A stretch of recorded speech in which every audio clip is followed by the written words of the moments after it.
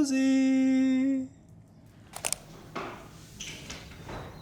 Happy Sunday, my friends. Nice little grocery haul. And spend most of the day building out my second brain, inspired by Max Radman's obsession, who also inspired Kaspar Knudsen to get into a little rabbit hole. But now it's just time to actually go through my weekly planning rhythm and prep for the week. Close some to-dos pending. We also got a new addition to the house. Big one, special guest here in the Notus Villa, joining us for the great lock-in. He knows what's coming. Mr. Dixon. What's up, my G? Welcome to the building. Thank you. First night, locking in again before dinner session. First time meeting Max. You never met in person, you guys? No. The two Maxes are First finally time. united. First time. That is monumental. Yeah. Max and I go way back, Max Dixon. He's now our team lead customer success, killing projects, improving the client experience, and also just a fucking amazing friend for a long time. So, how you feeling? Great, I'm so happy to be here, bro. Haven't seen most of the team for like 1.5 years. Haven't met some people at all. So, hyped to spend the week here, fucking grinding and just like bouncing off each other's energy. Do you have any Sunday routine to prep the week? What are you up to right now? Usually it's just the weekly blocker or weekly planning blocker where I look at what I have done last week. Maybe I need to transfer some stuff to this week, and otherwise just look at my project and prioritize my tasks.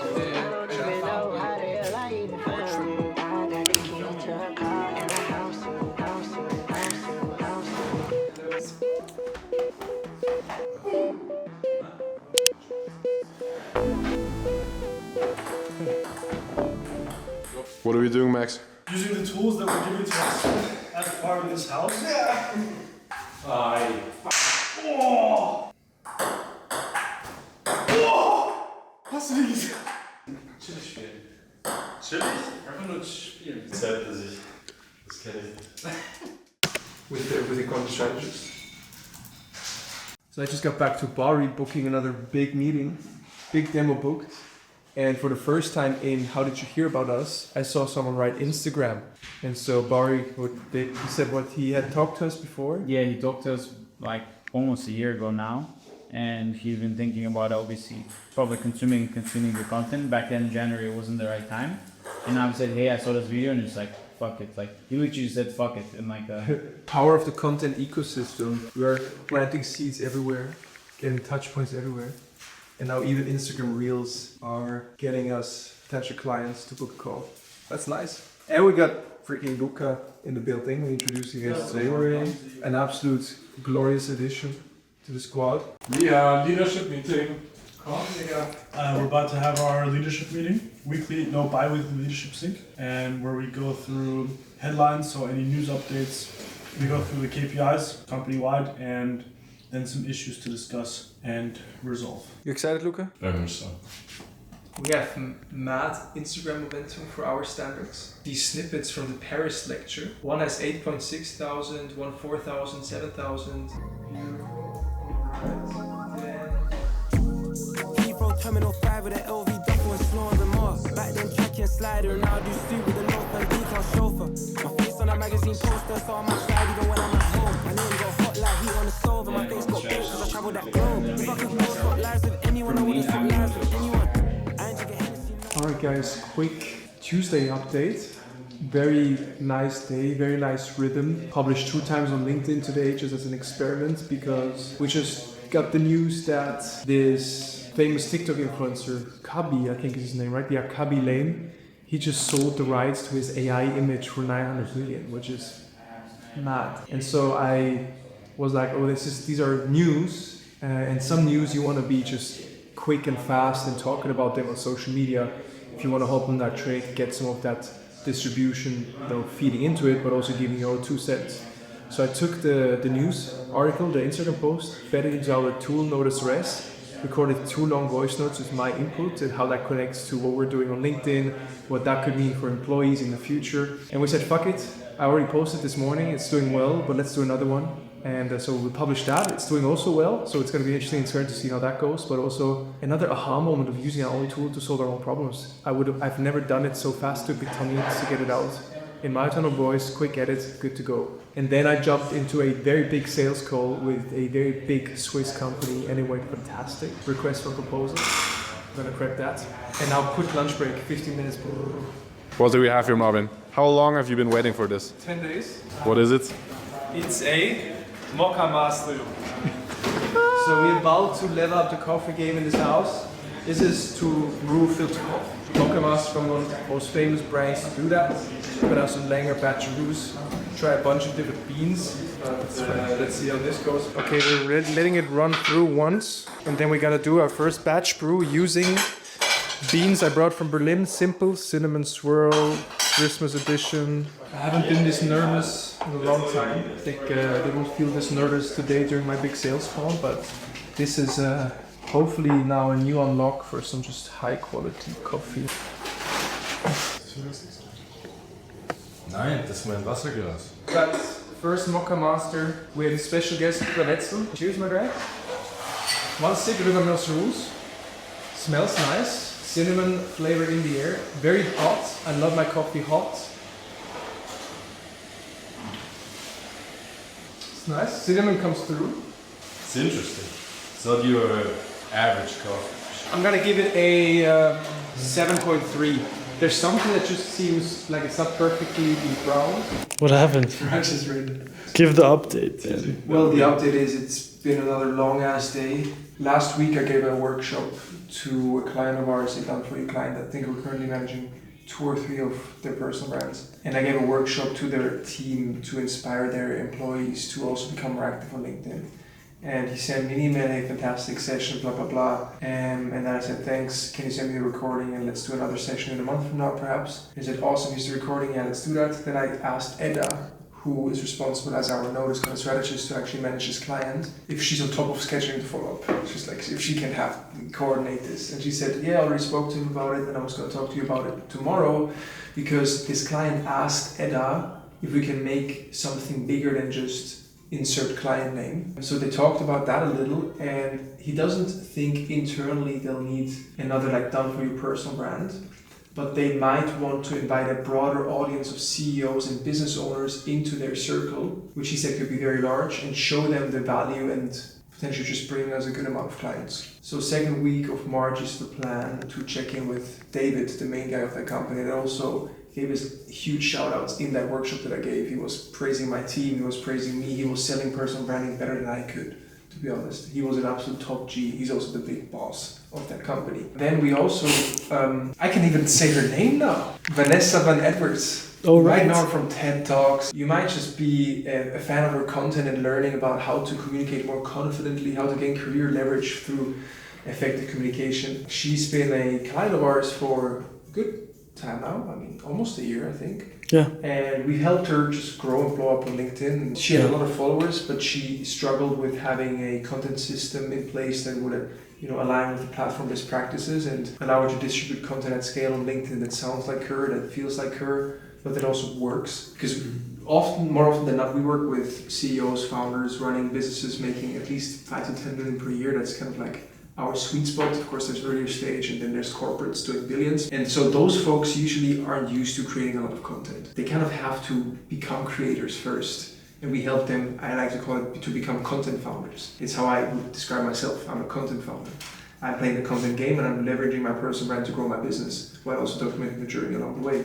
Now, usually our clients don't have any content, they need to become creators. We do content calls with them, we interview them, we train their content muscle, we ghostwrite for them. So we need to co-create new sources, podcasts, whatever it is, to then write posts for them and manage their personal brands. Vanessa Van Edwards, she already had a huge library of existing content. And it went so well that she was willing to become a public case study of ours and give us a testimonial. And the last thing I asked Vanessa for was to get approval for a LinkedIn post that I would publish on my LinkedIn profile to talk about the collaboration, to talk about the backstory of how we helped her, why we helped her, and the results we achieved. And to then also have her commenting with her own profile on my LinkedIn post, which is that case study storytelling post. And after a couple of follow-ups, she just sent me this email now. I quote, "Yes, this works. Confirm this will be on your channel, not mine. I'm happy to comment from mine.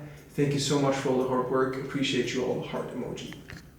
nur nicht überzeugt von der Experience, die dann kommt. Weil wir es quasi validiert haben und die ersten Case Studies haben. Max, can you tell the camera what just happened? 6 months ago, we requested LinkedIn API access. I just got an email now, 20 minutes ago, that they completed their verification and they granted us access. Now we need to figure out if it's actually as huge as we thought it would be.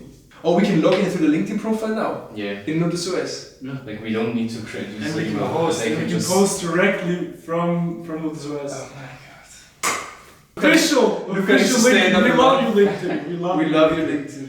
Now just stop suspending us every 2 weeks, please. Yes, please. We abide by, we don't automate any outreach. We don't message people with AI. It's all humans doing the work.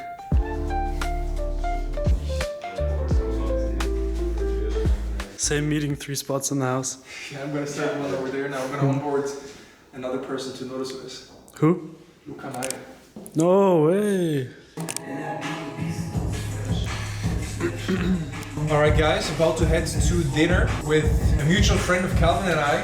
I actually got introduced to him through Calvin, and he sold his agency last year.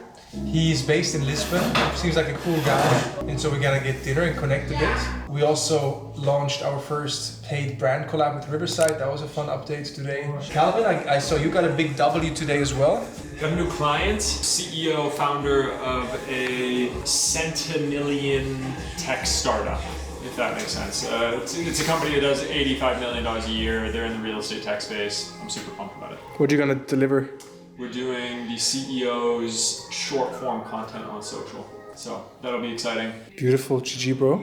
W in the chat. Max, what's top of mind for you? I've been testing our new product called the Market Intelligence Pipeline all day. We're going to roll it out tomorrow with a 1-day delay. Value prop content strategists now get industry news custom to their client in their content call every day, fresh.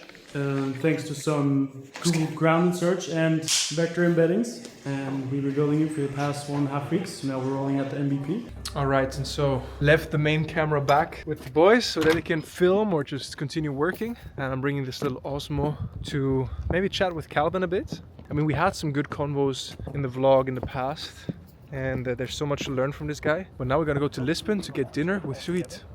Yeah, no, that's perfect. I appreciate it. No, actually, I went to the city once to pick up Mika from the airport, and then we spent like an hour at a grocery, like a shopping center, and we got lunch like 5 minutes from there. But like, we spent 0 time in the city, and it's almost been a month.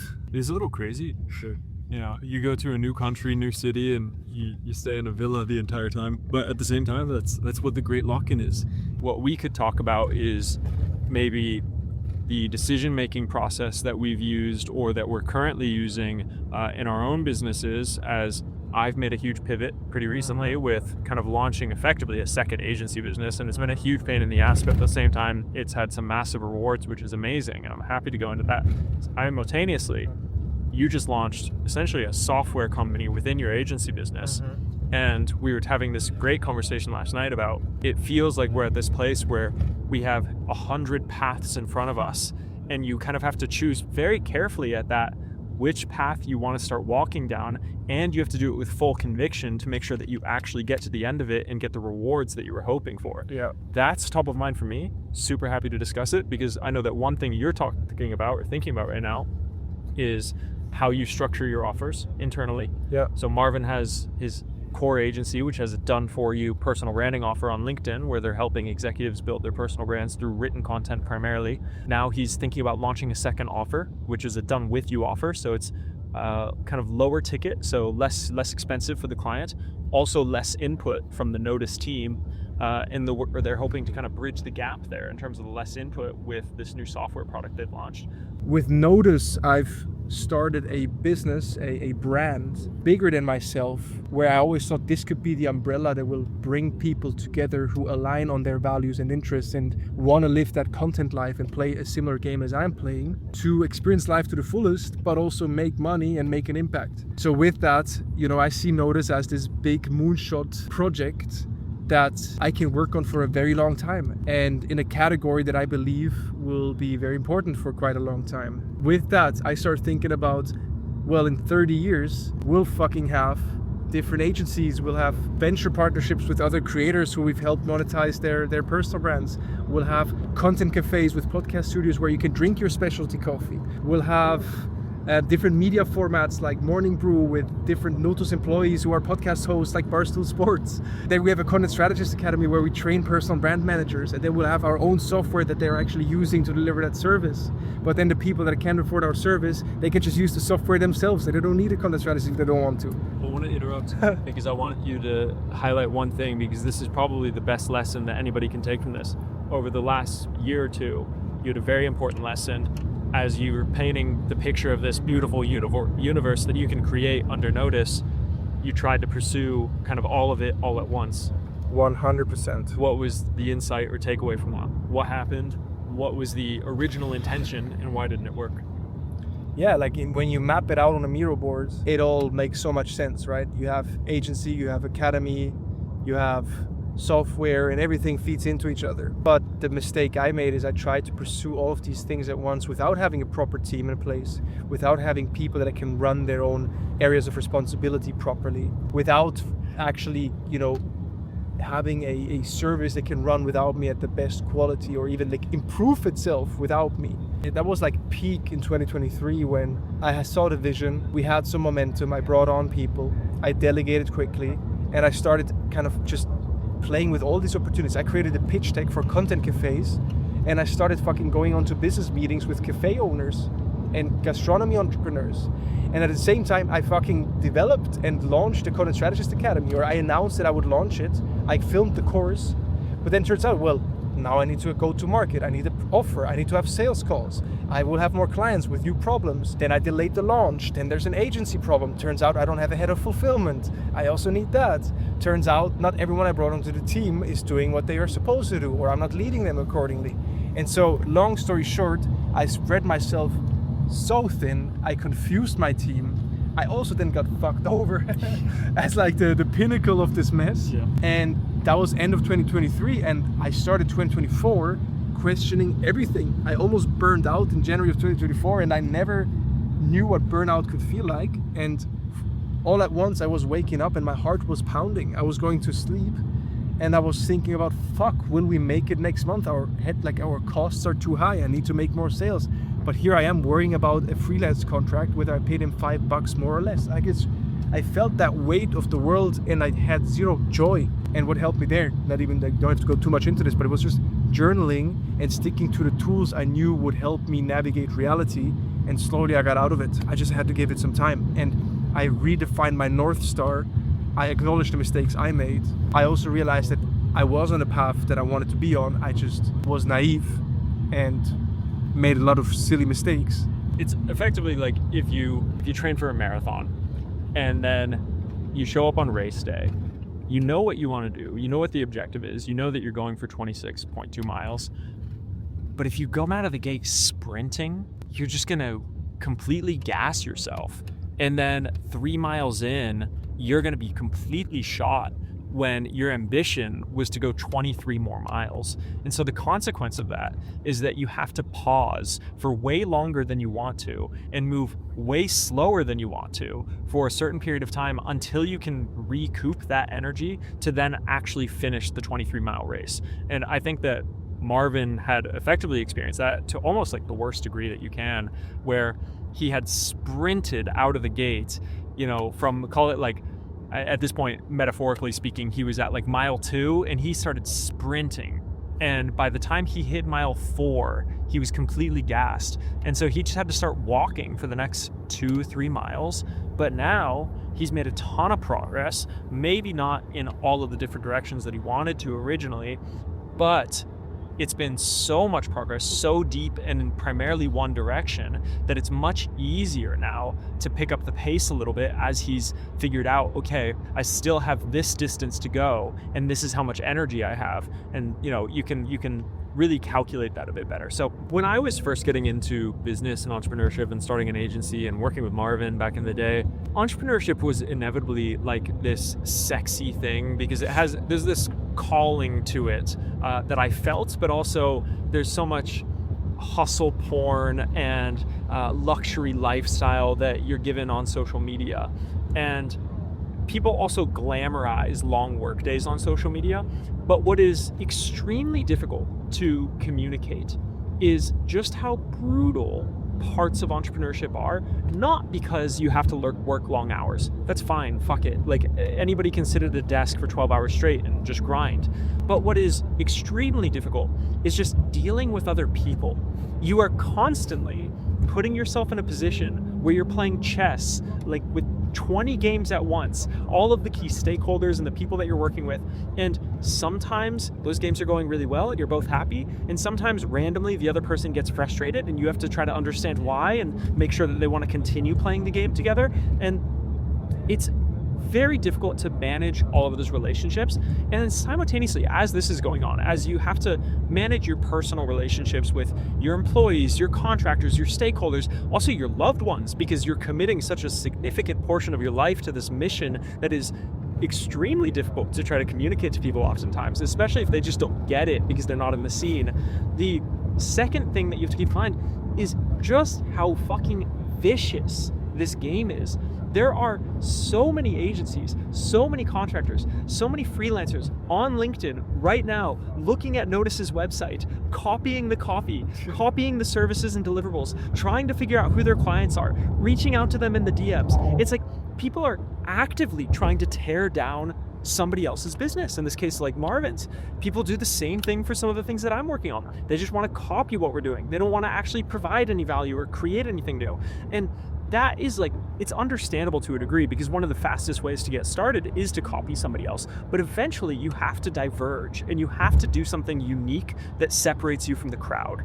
And the toughest part about this is that sometimes you're just getting kicked while you're already down. You have a trusted partner who stabs you in the back, steals your shit, tries to claim things that aren't theirs. And then as that's happening, other people who have no idea that that's going on are copying all of your systems, copying all of your deliverables, trying to pitch your current clients. Like, it never stops. And that's the hard part. It's not necessarily the hours. It's not necessarily the difficulty of solving problems. It's all of the little things that you can't possibly put into content because it is far too sensitive and it is far too raw for it to exist online. So then when you hear like a Daniel Dalen or a Gary Vee or an Alex Hormozi say like business is hard, it's not that you're just grinding all the time. It's certainly a piece of it, but it is almost certainly just the level of bullshit that exists because of how vicious this game is.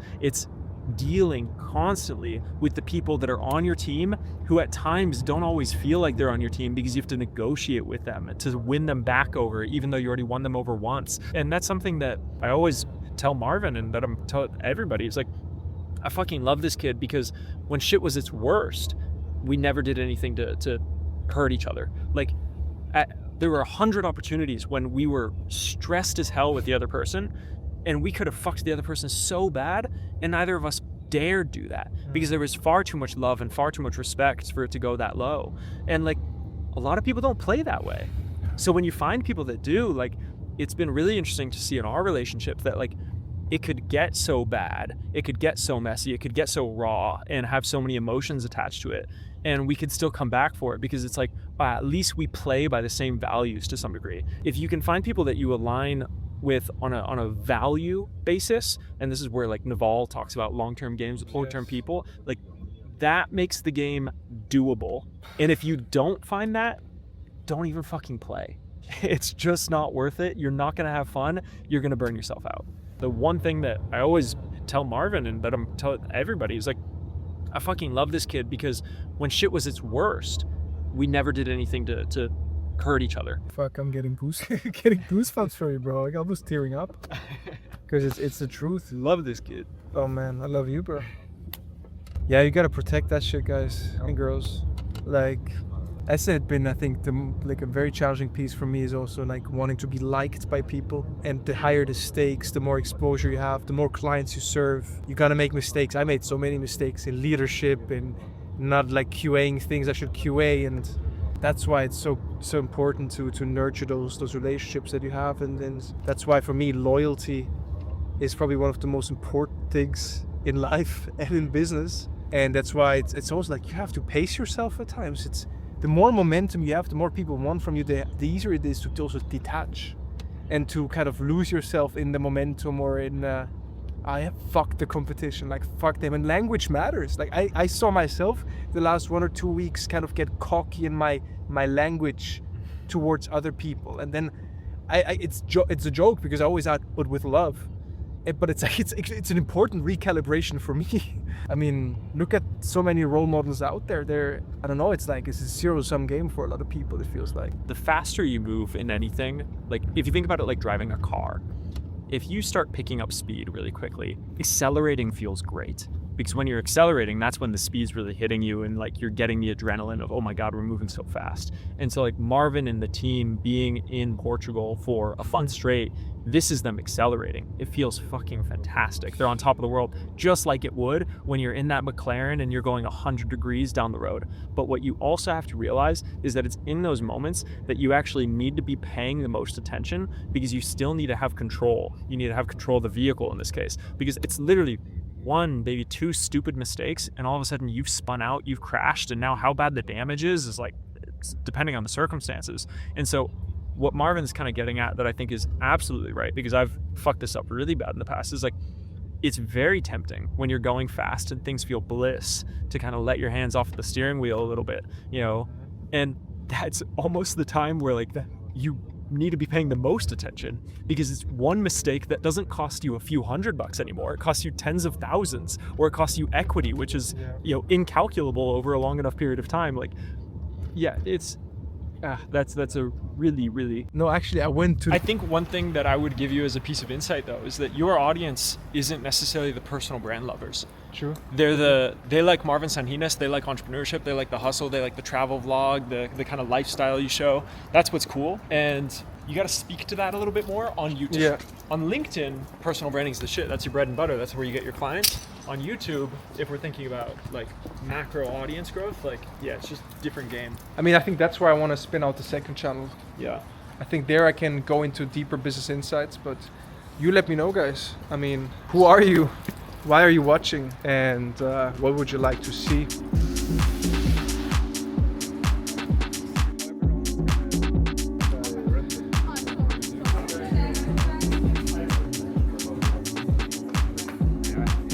How long have you been doing YouTube for now? Started in September 2023, or no, October 2023, did my first video, which was like how to run an influencer marketing campaign step by step. And that one actually did really well, like 10K views in the first video. And I was like, this is pretty awesome. Started doing a few more things, 3 vlogs, then moved to more talk head style, like business content, how to start agency, how to sign clients. I showed a breakdown of like me going to an event, speaking, how I signed 2 clients off the back of that, the conversation I had after, so things that were more like that. And then now I do more just general like business content. So I don't do influencer marketing specific. So I would think about like client growth. So like take a client from 15K to 2.5 million, like the process behind the client service and value adds and upsell that strategy. So just more like, I'm trying to go more like just any service-based business. Basically, less just like pure influencer agency, because all the fundamentals are somewhat similar. 100%. Like the way that you probably go clients, similar to the way we go clients. I mean, it's you've laid out the play. Yeah, exactly the playbook that you. How did you get the most clients? Can you repeat for the audience what you for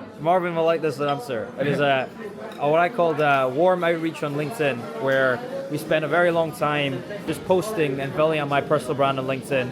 And then when we would go and outreach to clients, then they would see my profile, they'd see that I was a key opinion leader, I was authority, talking about the topics that they were, and they would just instantly build more trust when I was reaching out. I wasn't like I just had all the social proof, wasn't like a random guy that was just cold outreaching to them. And then also looking at who was engaging with our content, what they were engaging with, and then retargeting them in DMs about specific topics around that. So pretty much what Marvin teaches. Alex Formosi made a video talking about like the most expensive mistakes he's ever made. You should make something similar. I literally did one very recently. He's on.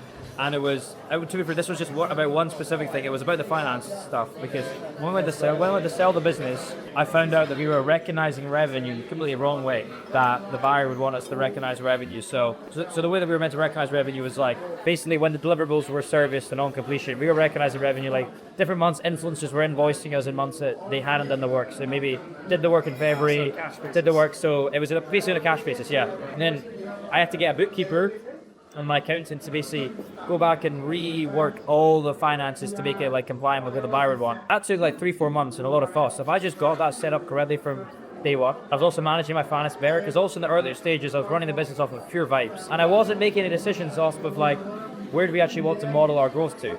But I didn't actually have like specific targets of revenue, net revenue, and EBITDA for a very long time.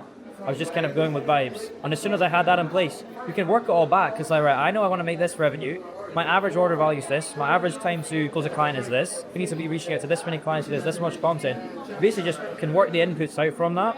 But because I didn't have like a North Star goal, didn't know where we were going for. So that was the biggest mistake for sure. Was I sold my business for a good sum, but I think in my head it's like, imagine I'd implemented that stuff earlier, what it could have been. But you know, you can't think in ifs, right? I'm very happy with what I did. One of the reasons I was very keen to sell to this company, because I was like, I had the opportunity to learn how to run an operation at 200 plus people with 3 co-founders, a CFO, a CTO, like a proper functional operation. So when I go to my next business, I have all of my mistakes, plus the playbook of how to run a business of 200 plus people, and then I cannot make those mistakes again. Yeah, I mean, we brought on this 17-year-old kid that found me through YouTube. I had no idea how good he would be, and we just gave him like a trial task to solve our platform that we tried to build for our agency to deliver our service at scale to more clients.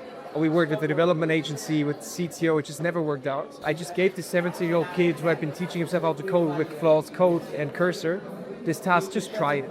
He ships a functioning MVP in 2 weeks, $0, everything is working.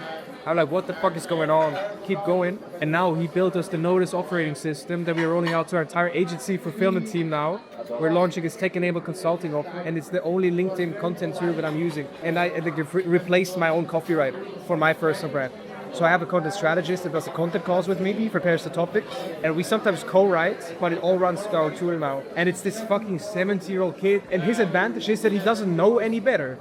Like we had a fractional CPO, so he still advises us on like some technical questions. He does code reviews to make sure it doesn't break. But he was not aware of the capabilities, even though he knew Claude Code. And so it's such an interesting time and place where a lot of the old talent needs to almost be re-educated if they can, like if they're even able to in the first place. And man, it's an exciting time.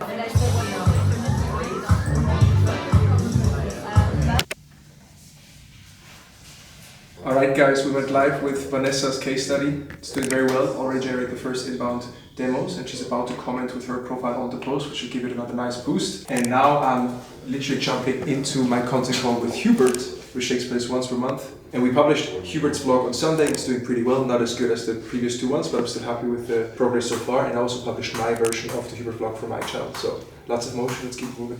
Calvin, what are you working on? Cranking out the thumbnails and the written assets, which is Awesome. not always the most glamorous part of running an agency business, but sometimes you got to get into the weeds and just get the work done so that you're fulfilling the expectations that your clients have and that they're happy. And when things shift, you just got to make sure that it still runs smoothly. So ultimately, they're paying us for peace of mind and to not have to deal with any headache when it comes to their content, their brand, their online presence, and so Nice. fixing that. Awesome. Alright, so recap to that. We're gonna do the English vlog on your main channel. We're gonna do the German keynote on the Romberg Bau channel, a standalone keynote video. And 9. Let's go here. Guys, time for the first group coaching call with Stu. I'm excited, let's do this. Alright, das heißt, heute erste offizielle Coaching-Session, nachdem wir letzte Woche das Kickoff hatten. Nice. Dabei. Let's go! Bro, this is fire. I mean, everybody's using it, everybody's loving it. We just unlocked a whole new offer. Activating internal personal brands on LinkedIn with Notus OS. Well, Luca, this is fucking... You're a product genius, my guy. That was fun. I have a call in 15 minutes with a done for you client that I want to bring onto done with you as well, into the Notus OS. Haschbandloch in meinem Presto Nikes. Mit meinem Bruder 4L, ich schneid mein Geld durch 2. Red nicht über Sachen, von denen du gar nichts weißt. Brauch eine AP-Plane, eine voll mit Eis. Fuck schon wieder Haschbandloch in meinem Presto Nikes. 1015